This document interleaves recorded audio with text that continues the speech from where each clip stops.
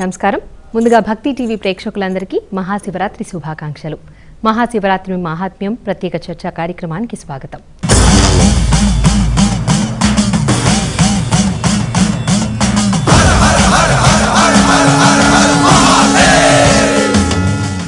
శివుడు బోళాశంకరుడు, కోరిన కోర్కెలను తీర్చే పరమ భక్త సులభుడు.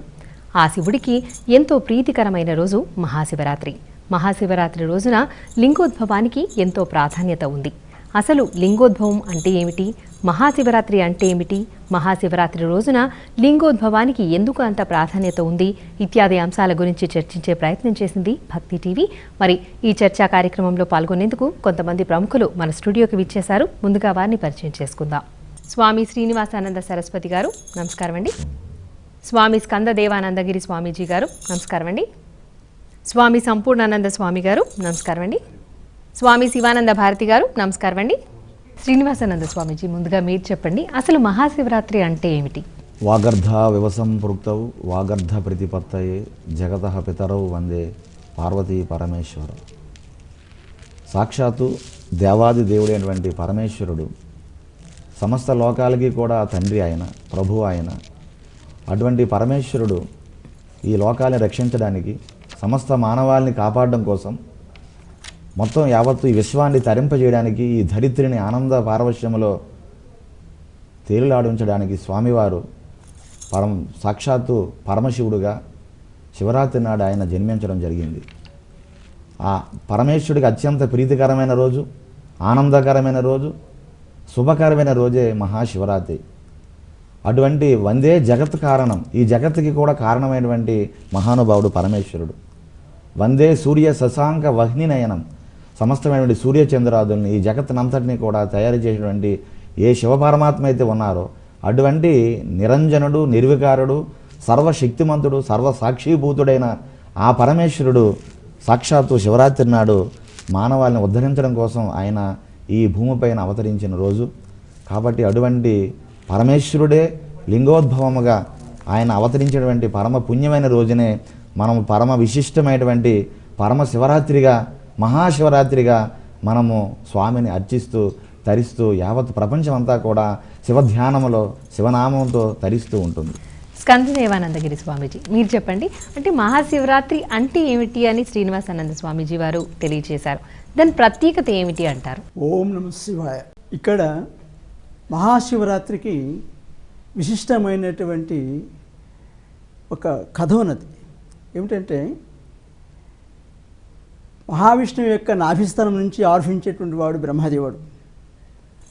అలానే మహావిష్ణువు క్షీరకళ్ళ యందున శయనించి ఉన్నప్పుడు బ్రహ్మదేవుడు శివమాయ కల్పితమైనటువంటి ఆ యొక్క అహం ప్రవృత్తితో తాను పూర్తిగా వివశడయ్యి, నారాయణ, నేను వచ్చినప్పటికీ కూడా నీవు మర్యాద చేయకుండా, ఏంటి సకల భవనాలను సృష్టించేటువంటి వాడని నేను వచ్చినప్పటికీ కూడా నీవు లేచి మర్యాద చేయకుండా, మన్నన పొందకుండా, ఆశీస్సులు పొందకుండా అలానే అలవకగా నిద్రపోతున్నట్టుగా నటిస్తున్నావేమిటయ్యా, లేవయ్యా అన్నాడు.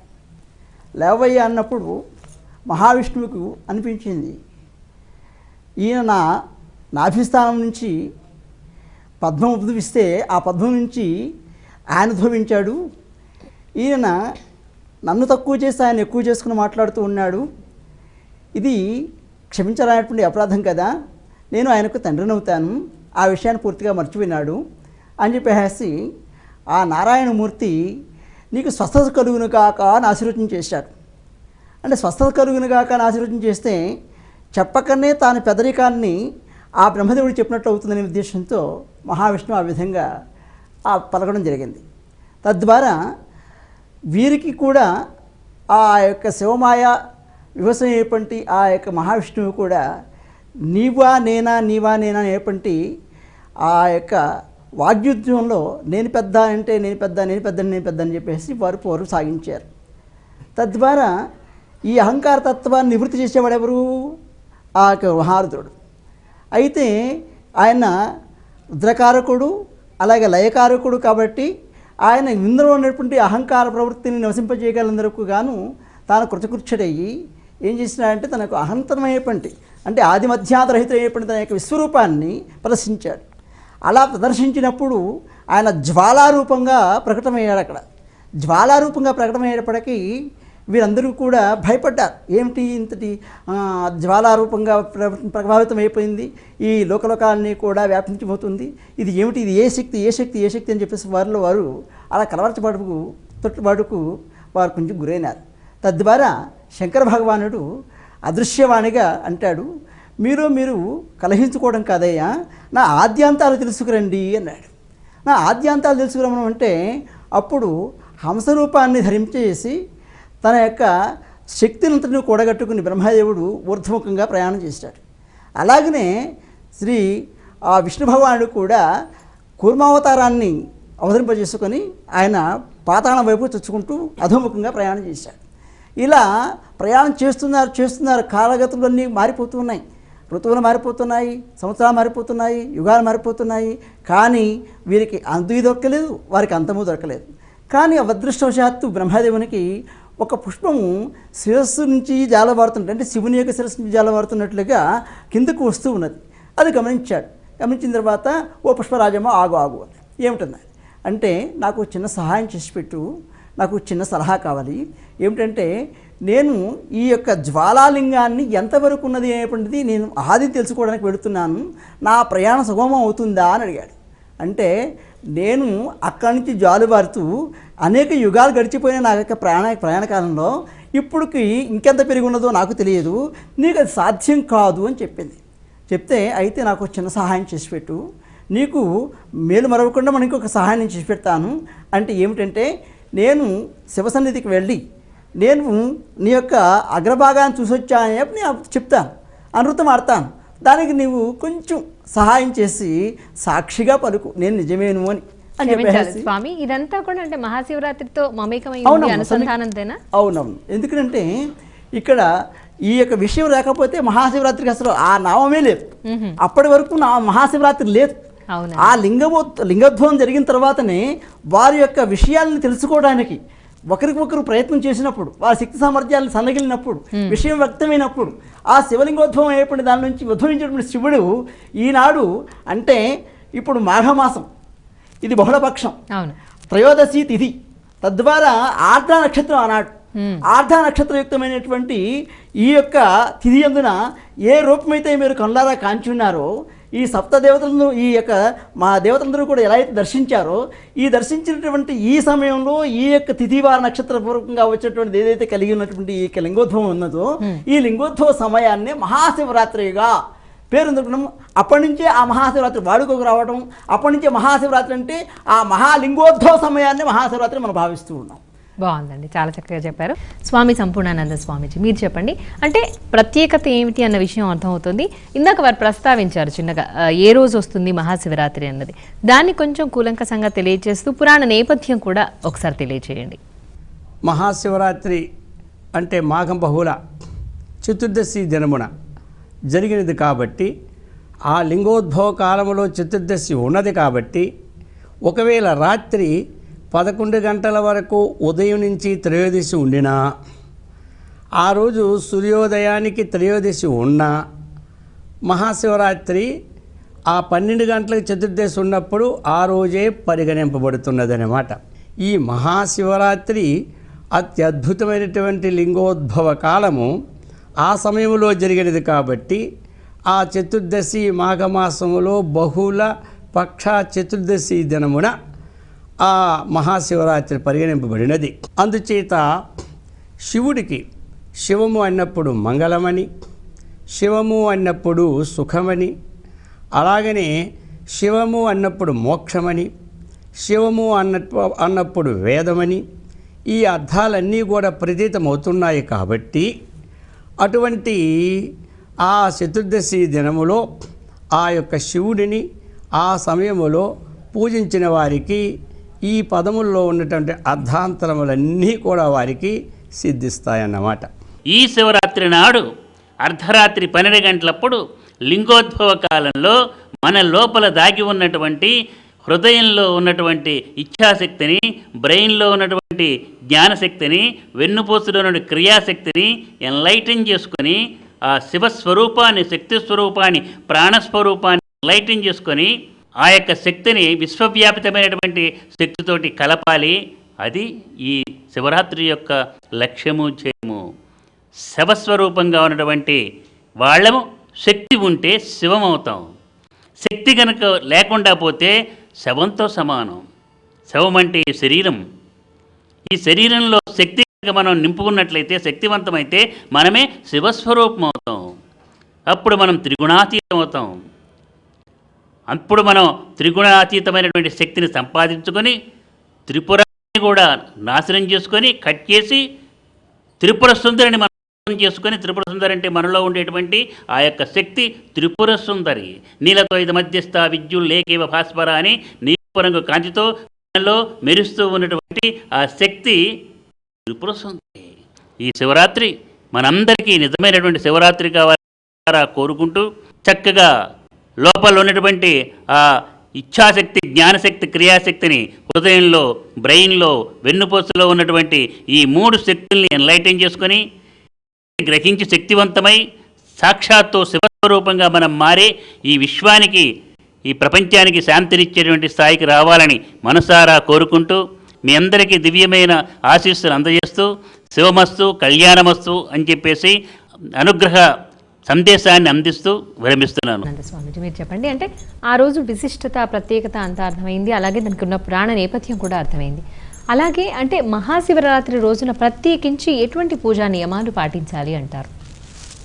పరమేశ్వరుడు ఆయన భక్త సులభుడమ్మ, నిరాడంబరుడు. ఆయన పత్రం పుష్పం ఫలం తోయం యోమే భక్తియా ప్రయచ్చతి. స్వామికి ప్రేమతో ఆయనకి మంచినీరు ఇచ్చినా కూడా స్వీకరించి పరమానంద భరితుడవుతాడు. అంతే, చెంబడు నీళ్లతో అభిషేకిస్తే చాలు ఆయన ఆనందపడిపోతాడు. ఎందుకంటే ఆయన ఎటువంటి అలంకారాలు అంటే ఆయనకి పెద్దగా ఇష్టం ఉండవు. నిరాడంబరంగా రుద్రభూమిలో తిరుగుతాడు, వైరాగ్యంతో ఉంటాడు, ఐశ్వర్యకారకుడు. ఎవరైనా స్వామి నీ దయ, నిన్నే నమ్ముకున్నానంటే చాలు వెంటనే వాళ్ళకి ప్రసన్నం అయిపోయి కోరిన కోరికలన్నీ కూడా ప్రసాదిస్తాడు స్వామి. కాబట్టి పరమేశ్వరుడికి పెద్దగా మనము ఎక్కువగా ఆయనకి పూజా ద్రవ్యాలతో పూజ మనం చేయనక్కర్లే. ఒక బిల్వదళము, ఒక కొబ్బరికాయ, లేదు మంచినీరు స్వామికి సమర్పించి పంచామృతాలతో అభిషేకం చేసినా కూడా ఆ స్వామి సమస్తమైనటువంటి విభూతులు, ఆనందాన్ని కూడా భక్తులందరికీ కూడా ప్రసాదిస్తాడు. కాబట్టి ముఖ్యంగా మన ఆంధ్రప్రదేశ్లో అన్నీ కూడా శివమయంతో మనం జీవిస్తూ ఉన్నాం. శివుడితో అనుసంధానంతో ఈ ప్రాంతము కోట్లాది మంది ప్రజలందరూ జీవిస్తున్నారు. తెలుగు రాష్ట్రాలు, ఉభయ రాష్ట్రాలు, అటు తెలంగాణ కానివ్వండి, మన ఆంధ్రప్రదేశ్ కానివ్వండి, ఈ రెండు కూడా అంతా కూడా శివుడితో అనుసంధానంతో మమేకమై మనం జీవిస్తున్నాం. అటు పంచారామాలు చూసుకోండి, అలాగే మనకి త్రిలింగ దేశం అని మనల్ని ప్రత్యేకంగా ఆ సాక్షాత్తు పరమేశ్వరుడు తాలూకా 3 లింగాలు మధ్యలో ఉన్నటువంటి ఈ ప్రాంతము పరమ పునీతమైనది, సాక్షాత్తు ఆ కైలాసంతో సమానముగా పరిడిమిల్లుతూ ఉన్నదని మనకి పురాణాలు కూడా మనకి చెబుతూ ఉన్నాయి. కాబట్టి ఆ పరమేశ్వరుడితో ఈ పంచారామాలు, మనకి క్షీరారామం, ద్రాక్షారామం, అలాగే అమరారామం, అలాగే కుమారారామం, భీమారామం, ఇవన్నీ కూడా మన తెలుగు ప్రజలతో మమేకముగా స్వామివారిని మనల్ని ముందుకు నడిపిస్తూ అందరినీ కూడా రక్షిస్తూ ఉన్నారు. కాబట్టి శివరాత్రితో, పరమశివుడితో భారతదేశంలో అన్ని రాష్ట్రాల తాలూకా స్థితిగతులు వేరేగా ఉన్నాయి. కానీ మన ఆంధ్ర, అలాగే ఉభయ తెలంగాణ ప్రాంతంలో తెలుగు ప్రజలు పరమేశ్వరుడితో చాలా దగ్గర సంబంధంతో స్వామి అనుగ్రహంతో జీవిస్తూ ఉన్నారు. అది శివరాత్రి నాడు ప్రత్యేకించి పూజా విధానాలు కాబట్టి ఆ శివరాత్రి నాడు భక్తులందరూ కూడా స్వామికి మధ్య రాత్రి చక్కగా బియ్యముతో స్వామికి అభిషేకం చేస్తారు. అలాగే ధాన్యముతో లింగోద్భవం అయ్యే సమయంలో స్వామికి ధాన్యము, బియ్యముతో అభిషేకం చేయొచ్చు. అలాగే పాలుతో కూడా స్వామికి క్షీరాభిషేకం కూడా చేయొచ్చు.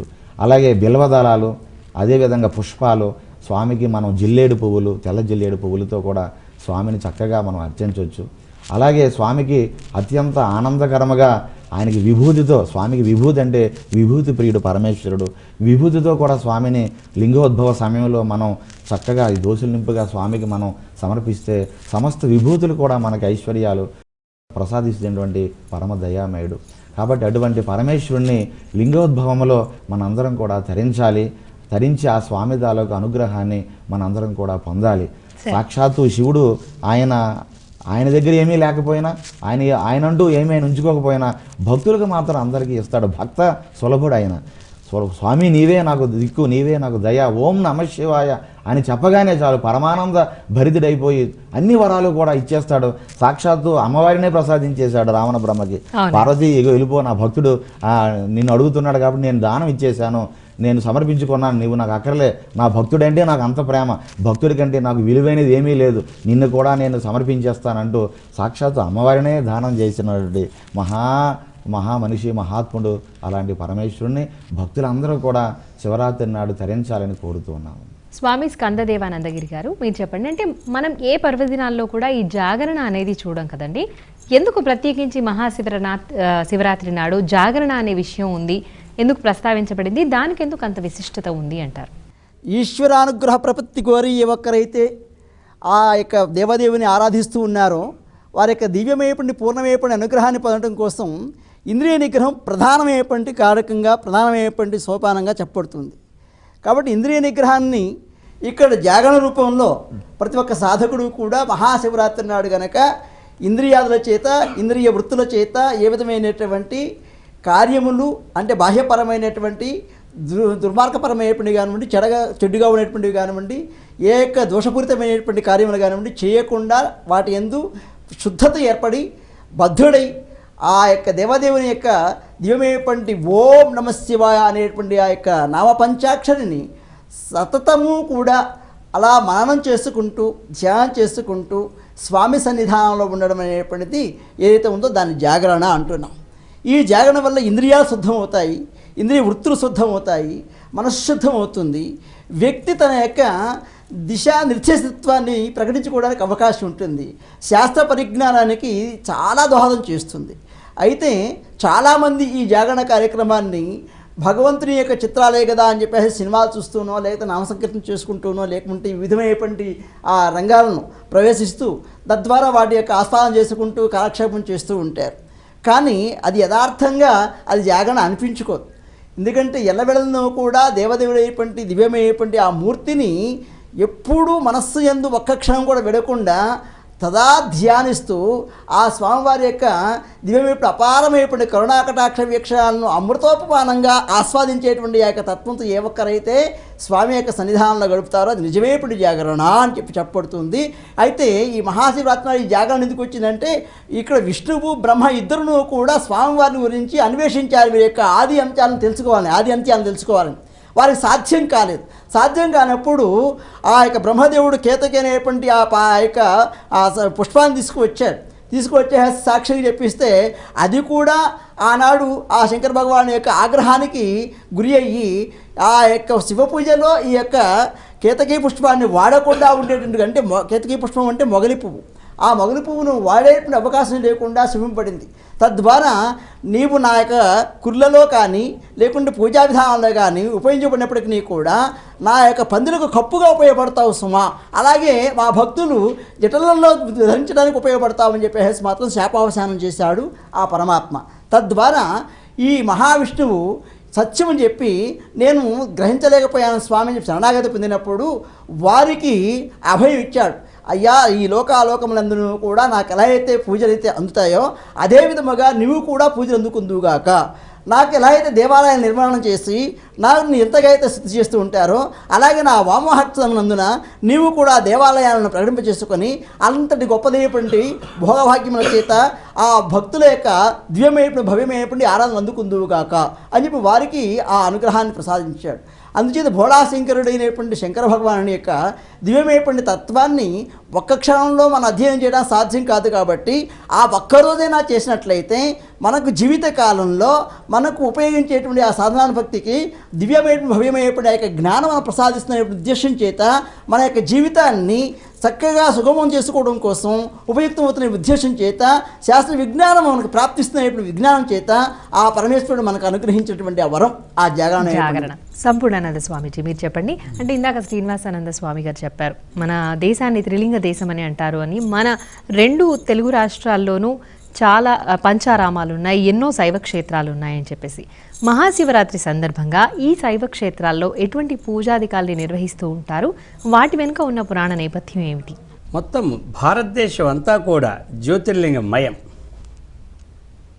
కాబట్టి అన్ని అన్ని రాష్ట్రాల్లో మన భారతదేశంలో ఆ యొక్క శివుడు చక్కగా యదా యదా హి ధర్మస్య గ్లానిర్భవతి భారత అభ్యుత్థానమధర్మస్య తదాత్మానం సృజామ్యహం. ధర్మానికి ఎప్పుడు హాని కలుగుతుందో, అధర్మానికి ఎప్పుడు అభివృద్ధి కలుగుతున్నదో, రాక్షసుల చేత బాధ ఎప్పుడు కలుగుతున్నదో, రాక్షసులంటే ఎవరు?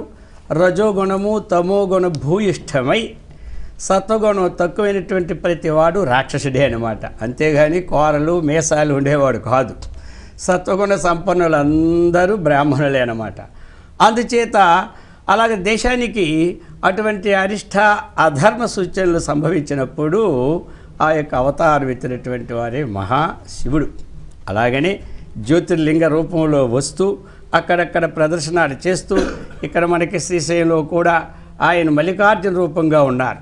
అలాగనే అన్ని జాగాల్లో కూడా జ్యోతిర్లింగాల్లో సౌరాష్ట్రే సోమనాథించ, శ్రీశైలే మల్లికార్జునం, అలాగనే మనకి యొక్క తమిళనాడు రామేశ్వరం ఇత్యాది ద్వాదశ జ్యోతిర్లింగాలు. మరి ఈ జ్యోతిర్లింగాల అవతారం ఎత్తుతూ అన్ని జాగాల్లో కూడా ఈ మహాశివరాత్రి నాడు అనంతమైనటువంటి అన్ని రాష్ట్రాలలో వైభవోపేతమైనటువంటి ఉత్సవాలు జరుగుతాయన్నమాట.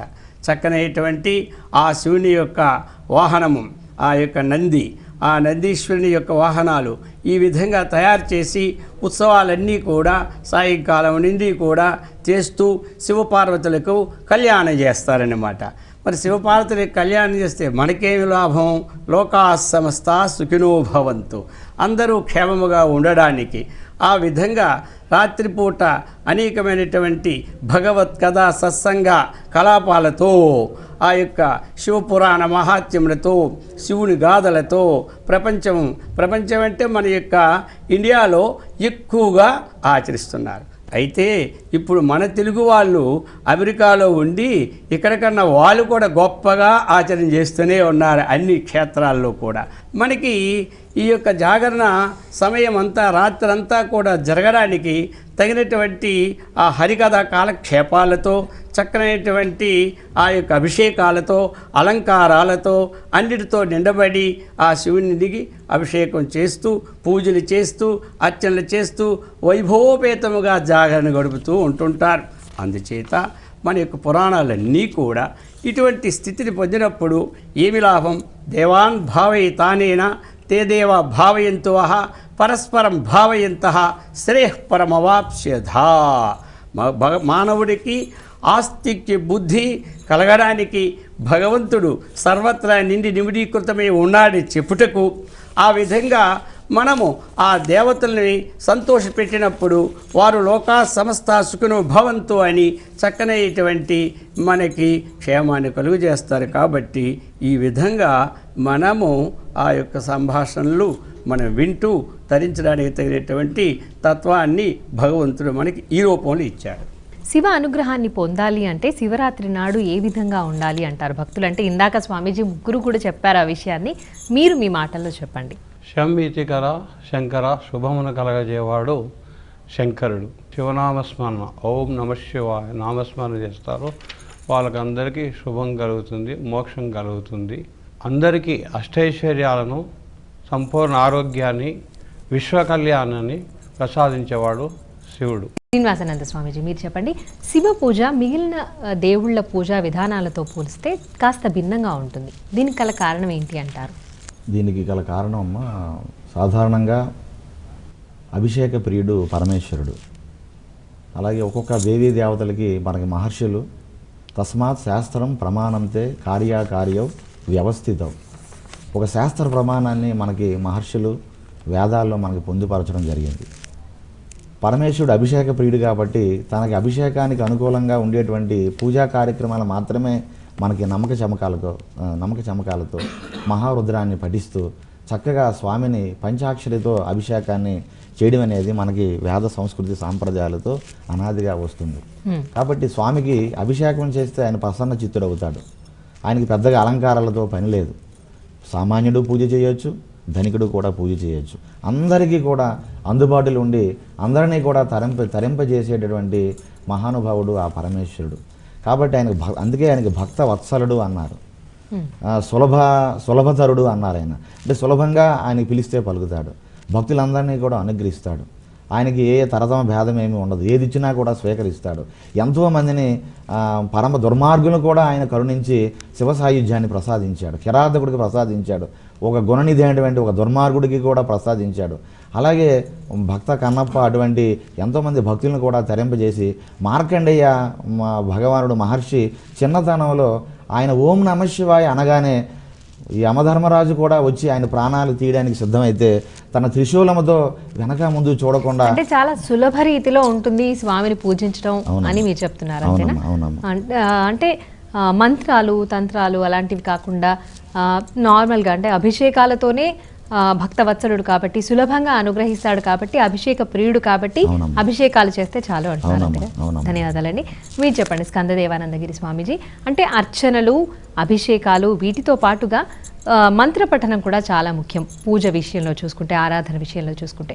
అయితే శివుడికి సంబంధించి మనకు మృత్యుంజయ స్తోత్రం ఉంటుంది, అలాగే శివనామ సహస్రనామాలు కూడా ఉన్నాయి.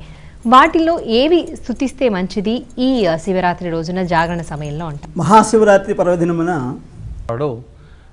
భగవంతుడికి మనము ఏది కైంకర్యం చేసినప్పటికీ కూడా ఆయన అమందానభరితంగా స్వీకరిస్తాడు, దానిలో ఏం సందేహం లేదు. ఇదే చేయాలి, ఈ విధంగానే చేయాలి, ఈ విధంగా చేస్తేనే స్వీకరిస్తాను అనేటువంటిది భగవంతుడు మనకి ఎక్కడ సూచన మాత్రంగా కూడా ఎక్కడ కూడా ఏ శాస్త్రం కూడా చెప్పలేదు. అందుకే సామాన్యంగా చెప్తుంటారు, చేతులారంగ శివుని పూజింపడేని, నోరు నవ్వంగ హరికీర్తి నుడివడేని, దయ సత్యంబు లోనుగా దలుపడేని, కలుగనేటికి తల్లుల కడుపు చేటు అని. ఎందుకంటే అది నరనరాన జీర్ణించుకున్నటువంటి మన హైందవ సాంప్రదాయ సిద్ధాంతంలో ప్రతి ఒక్కరికి కూడా స్పందించేటువంటి భావన, స్ఫూర్తి కూడా. తద్వారా ఏమిటంటే భగవంతుడికి ఏది సమర్పిస్తే భగవంతుడికి మంత్రాధిష్టమైనటువంటి ఆ యొక్క దేవత అనుగ్రహిస్తుందా అనేటువంటి దానికి కేవలం ఈయన మంత్రాన్ని ఒక్కటినే పరిగణలోకి తీసుకోరు స్వామి. భక్తిపూర్వకమైనటువంటి నిస్వార్థ సేవ, నిష్కళంకమైనటువంటి మనస్సు, పరిపూర్ణమైనటువంటి విశ్వాసం, వీటిని బేస్ చేసుకుని ఆ పరమాత్మ మనకు అనుగ్రహించడానికి ప్రయత్నిస్తాడు తప్ప మంత్రస్చరణ బాగున్నదా, మంత్రమూలం బాగున్నదా, శాస్త్రయుక్తంగా గానం చేస్తున్నాడా, లేకుంటే సంగీతపరముగా ఆ యొక్క కంఠస్వరం బాగున్నదా, ఇవన్నీ ఆలోచించాడు ఆయన. ఆయనకు కావాల్సిన ఆర్ద్రతతో కూడి ఉన్నటువంటి భక్తితో ఏ ఒక్కరైతే స్వామికి వారికి వారు నైవేద్యం చేసుకుంటారో, నివేదించుకోబడతారో, అంటే అంకితం చేసుకోబడతారో అలాంటి వారికి భగవంతుడు ప్రసన్నుడవుతాడు. అందుకు ఏమాత్రం కూడా సందేహం లేదు. ఇంచేతనం అంటే అలాంటి ఆ విషయాన్నే అక్కడ మనం కన్నయ్యను ఒక్కసారి చూసుకున్నట్లయితే, దాన్ని కన్నప్ప విషయాన్ని మనం తీసుకున్నట్లయితే, ఆకలి గొన్నియుంటివేమో కడుపార భుజింపుమయ్యా, నీకై వేచి వేచి లేదుపులంధును వాడి లేతగా వేపి నీకై తెచ్చితి కైమాచి ప్రార్థింప భుజింపవే శంకరా నా ప్రాణలింగమా అని కన్నప్ప అంత భక్తితో ఆయన సేవిస్తే ఆ తీసుకొచ్చిన పదార్థాన్ని ఆయన చేచాచి మరి అడిగి మరి ఆయన అంతటి భక్త సులభిస్తాడు. బాగుందండి, చాలా చక్కగా చెప్పారు. సంపూర్ణానంద స్వామీజీ, మీరు చెప్పండి, అసలు మనకి శివతత్వం ఈ మానవాళికి ఏం తెలియచేస్తుంది అంటారు? శివతత్వం అనేటువంటిది మానవాళికి తెలియచేస్తున్నది శివుడు సర్వవ్యాపక స్వరూపుడు. అది ఎందుకంటే ఈశ్వర సర్వభూతానాం హృదయసేర్జుని తిష్టతి. మనకి 4 వేదాలు. ఆ 4 వేదాల్లో సారం ఏమిటంటే శ్రీమద్ భగవద్గీతలో భగవంతుడు చెప్తాడు, ఈశ్వర సర్వభూతానాం హృదయసేర్జుని తిష్టతి. సమస్త జనుల యొక్క హృదయాల్లో నిండి నిమిడీకృతమై ఉన్నటువంటి వాడు ఆ శివుడు అన్నమాట. అందుచేత శివుడు అన్నటువంటి వాడు శివం ఇతి మోక్షం, ధర్మార్థ కామ మోక్షముల్లో చతుర్విధ పురుషార్థమైనటువంటి మోక్షము మానవులు అందరికీ అవసరం. అందుచేతనే అటువంటి మోక్షస్వరూపమైనటువంటి శివతత్వము అంటే ఏమిటి? యథార్థము. శివము అంటే ఏమిటి? జ్ఞానస్వరూపమైనటువంటిది, మంగళస్వరూపమైనటువంటిది, సుఖస్వరూపమైనటువంటిది, శాంతి స్వరూపమైనటువంటిది శివం అన్నమాట. అటువంటి మరి మోక్షాన్ని మనము పొందినప్పుడే మానవ జన్మ యొక్క సార్థకం. లేకపోతే ఆహార నిద్ర భయమైదునాని సామాన్యమేతత్ పశుభిర్ నరాణం జ్ఞానం హి తేషామధికో విశేష జ్ఞానేన హీన పశుభిర్ సమాన. ఆహారము, నిద్ర, మైథునము ఇవి పశువులకి మానవులకి ఒక్కటే అన్నమాట. అందుచేత ఈ శివతత్వం మనకి జ్ఞానాన్ని అందిస్తున్నది అన్నమాట. అటువంటి జ్ఞానీన హీన, ఈ యొక్క జ్ఞానం ఎవరు? యతో ఇమాని భూతాని జాయంతే ఏన జాతాని జీవంతి యత్ ప్రేత్తభిసమ్య సంతీతి తజ్జిజ్ఞాసస్వ తత్ బ్రహ్మ. దేని నుండి ఈ సమస్తం ఉద్భవించినదో, దేని వలన ఈ ఉద్భవించినటువంటి సకల జీవరాశి అభివృద్ధి చెందుచున్నావో, దేనిలో లయమగుచున్నదో అది శివతత్వం. మరి అటువంటి తత్వాన్ని ఎట్లా మనకి ఎవరైతే ఈ శివుడిని చక్కగా అర్చన ఆరాధన వారి శక్తి కొద్ది చేస్తూ ఉంటారో వారు ఎప్పుడు ఆ తత్వం గోచరం అవుతుందంటే యథార్థమైన విచారణ చేయాలి. తత్వము అంటే యథార్థము. విచారేణ వినా అన్య సాధనేహి జ్ఞానం నోత్పద్యతే, జ్ఞానం వినా మోక్షో న సిద్ధ్యతే అన్నారు. అందుచేత ఆ తత్వం అన్నటువంటిది పునః ఆవృత్తి నా. ఎవరైతే మానవ జన్మ ఎత్తారో ఎత్తినటువంటి వారు శివతత్వాన్ని తెలుసుకోవాలన్నమాట. ఆ శివతత్వాన్ని తెలుసుకోకుండా శరీరం విడిచిపెడితే మళ్ళీ జన్మ అంటూ వస్తూ ఉన్నది. అందుచేత ఎవరు శివతత్వాన్ని చక్కగా తెలుసుకుంటున్నారో అంటే ఏమిటి? శివతత్వం అంటే యథార్థమైనది, సకల భూత చరాచర ప్రాణికోటికి ఆధారమైనటువంటిది, అందరి హృదయంలో ఉన్నటువంటిది.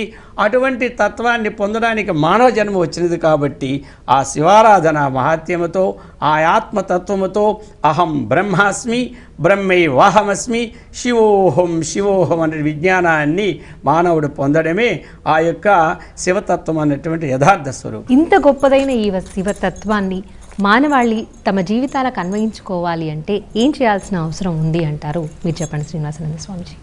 చాలా ఈరోజు మానవాళికి ఏకమేవ అద్వితీయం బ్రహ్మ, ఆ పరమేశ్వరుడు అంతటా ఈ బ్రహ్మాండమంతా కూడా నిండి ఉన్నాడు. అటువంటి బ్రహ్మాండమంతా నిండి ఉండేటువంటి పరమేశ్వరుణ్ణి మనం ఈ జన్మలోనే తెలుసుకోవాలని మనకి వేదము శాస్త్రాలు చెబుతూ ఉన్నాయి. The goal of man's life is God realization. భగవంతుడి తాలూకా సాక్షాత్కారం పొందడం కోసమే ఈ జన్మ వచ్చింది. ఈ దేహంలో శివస్వరూపం ఉన్నది కాబట్టి దీనికి శరీరం అనేటువంటి పేరు వచ్చింది. ఈ శివం బయటికి వెళ్ళిపోతే ఇది శవం. కాబట్టి శివుడితో గడిపే రాత్రి శివరాత్రి, శవంతో కూడా గడిపే రాత్రులు ఉంటాయి. చాలామంది శవాలతో ఏడుస్తూ ఉంటారు, బాధపడుతూ ఉంటారు. అవి వాళ్ళు జాగరణ చేస్తారు, కానీ అవి శివరాత్రులు కాదు, శవరాత్రులు అవి. కాబట్టి ఇది శివరాత్రి. అటువంటి శివుడు ఆయన ఈశ్వర సర్వభూతానాం స్వామీజీ ఏదైతే చెప్పారో, అహం వైశ్వ నరోభూత్వ ప్రాణినాం దేహమాశ్రిత, అన్ని దేహాల్లో కూడా పరమేశ్వరుడే ఉన్నాడు. అంతటా కూడా ఆ పరమాత్మ స్వరూపమే నిండి ఉంది. పిపీలగాది బ్రహ్మ పర్యంతరం కూడా. కాబట్టి అటువంటి ఆ పరమేశ్వర తత్వాన్ని తెలుసుకోవాలంటే ముందుగా మానవులుగా మనం సత్యాన్ని శోధించాలి. ఎక్కడైతే సత్యం ఉంటుందో అక్కడ ధర్మం ఉంటుంది, ఎక్కడైతే ధర్మం ఉంటుందో అక్కడ పరమాత్మ ఉంటాడు. కానీ ఈరోజు మానవాళి సత్యధర్మాలు విడిచిపెట్టేస్తున్నారు. సత్యం లేని దగ్గరే ధర్మం ఉండదు, ధర్మం లేని దగ్గర ధర్మస్వరూపుడైన పరమాత్మ ఉండడు. సాక్షాత్తు హరిశ్చంద్రుడు సత్యాన్ని నమ్ముకున్నాడు. ఏ పార్వతీ పరమేశ్వరులు కొన్ని సంవత్సరాలు తపస్సు చేస్తే ప్రత్యక్షమవుతారో వారు పార్వతీ పరమేశ్వరులే సత్యహరిశ్చంద్రుని దగ్గరికి వచ్చి మోక్షాన్ని ప్రసాదించి దర్శనాన్ని ఇచ్చారు. అలాగే శ్రీరామచంద్రమూర్తి ధర్మాన్ని నమ్ముకున్నాడు, ధర్మ మార్గంలో ప్రయాణం చేశాడు. కొన్ని లక్షల సంవత్సరాలైనా ఇప్పటికీ శ్రీరాముని ధర్మమూర్తిగా మనం దేవాలయాలు కట్టి పూజిస్తూ ఉన్నాం. కాబట్టి ఈరోజు మానవాళి కేవలం పూజలు పునస్కారాలు ఇవే కాకుండా సత్యధర్మాలు బాగా నేర్చుకోవాలి. ఈ రెండు ఉంటేనే దైవ దర్శనం, దైవ ధ్యానం, దైవానుగ్రహం కలుగుతుంది. కాబట్టి అటువంటి అనుగ్రహం కోసం అందరం కూడా పాటుపడాలి. స్కందదేవానందగిరి స్వామీజీ, మీరు చెప్పండి, ఈసారి శివరాత్రి చక్కగా సోమవారం రోజు వస్తుంది. ఈసారి శివరాత్రి సోమవారం రోజున వస్తుంది. సోమవారం రోజు అంటే స్వామికి చాలా ప్రీతికరమైన రోజు. ఇంకా అంటే ఇంతటి ప్రీతికరమైన రోజు శివరాత్రి రావడం ద్వారా అలాగే భక్తులు ఇంకా సులభ రీతిలో స్వామి అనుగ్రహం పొందాలి అంటే ఏం చేయాల్సిన అవసరం ఉంది? మహాశివరాత్రి నిజంగా సోమవారం రావటం మహా అదృష్టం. ఎందుకంటే సోమవారము శివునికి ప్రీతికరమైనటువంటిది అని చెప్పబడుతున్నది. చాలామంది ఈ సోమవారము శివరాత్రి రావడం వల్ల విశేషించి స్వామివారికి ఇంకా మహోన్నతపూర్వకమైనటువంటి ఆరాధనలు, అర్చనలు, అలాగనే ఇంకా వేరే వేరే కార్యక్రమాలన్నీ చేస్తూ ఉంటారు.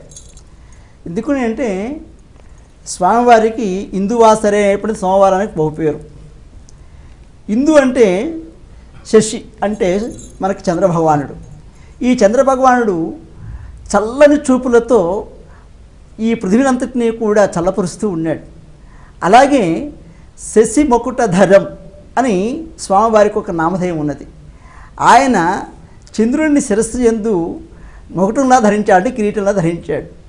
ఆ ధరించినందువల్ల ఆయన సప్రసన్న ముఖారవిందమునకు ఈ చంద్రుని యొక్క చల్లని కాంతులు నింతూ ఉన్నటువంటి ఈ దివ్యమైనటువంటి వెన్నెల కరుణామృత వర్షంతో కూడినటువంటి ఈ దివ్యమైనటువంటి చూడుకలు ఏవైతే ఉన్నాయో వాటి ప్రభావం చేత అందరూ కూడా సుఖ సంపత్ సౌభాగ్యములలో విరాళిల్లుతూ ఉంటారు. అట్టి దివ్యమైనటువంటి ఆ ఆలోచన ప్రతి ఒక్కరికి కూడా అందినా అందకపోయినప్పటికీ కూడా ఈశ్వరానుగతమైనటువంటి అనుగ్రహం మాత్రం ప్రతి ఒక్కరి మీదనూ ఉంటుంది. సంపూర్ణానంద స్వామీజీ, మీరు చెప్పండి, ఈరోజు ఇంకా ఎటువంటి పూజాధికాలు చేయాలి అంటారు?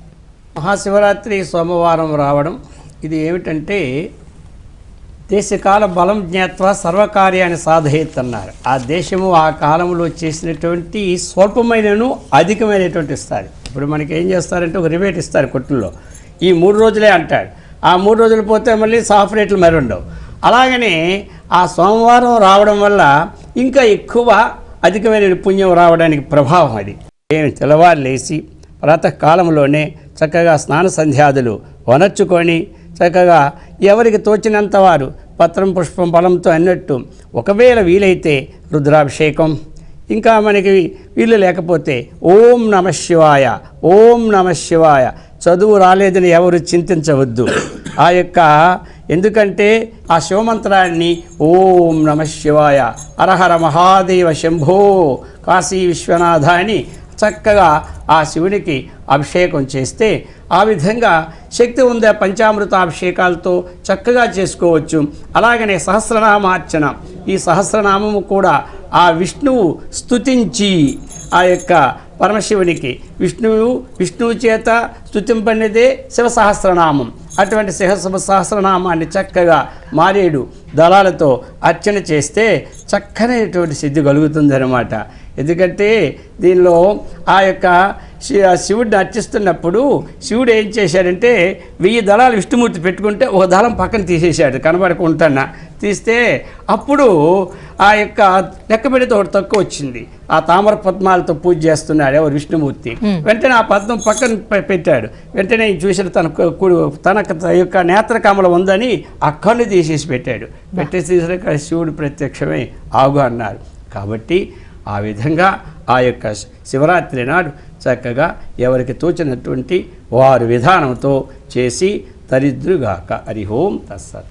చాలా చక్కగా చెప్పారండి. మీరందరూ కూడా ఈ శివరాత్రి సందర్భంగా మీ అమూల్యమైన సమయాన్ని వెచ్చించి మాకు మహాశివరాత్రి మహాత్మ్యం గురించి ఎన్నో విషయాలు తెలియజేశారు కదండి. ధన్యవాదాలు మీ అందరికీ కూడా. చూశారు కదండి మహాశివరాత్రి మహాత్మ్యం ప్రత్యేక చర్చా కార్యక్రమాన్ని. మరొకసారి భక్తి టీవీ ప్రేక్షకులందరికీ మహాశివరాత్రి శుభాకాంక్షలతో నమస్కారం.